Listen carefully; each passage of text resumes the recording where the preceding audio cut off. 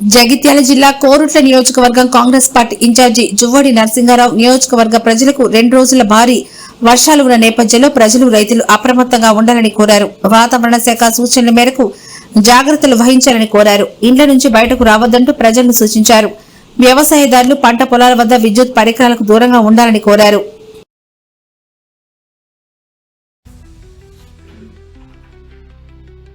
అందరికీ నమస్కారం.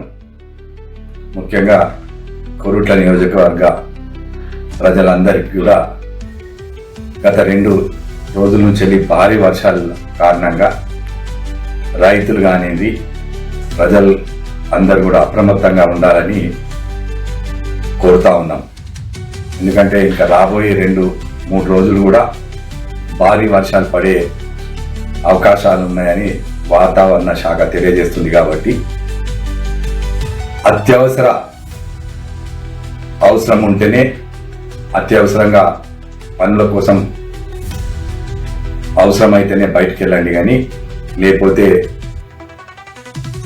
ప్రజలందరూ కూడా బయటికి వెళ్ళి ఇబ్బంది పడకూడదని నేను కోరుట్ల నియోజకవర్గ అందరినీ కూడా కోరుతా ఉన్నా. ముఖ్యంగా రైతులు, ఎందుకంటే ఎలక్ట్రిక్ షాకులు రావచ్చు.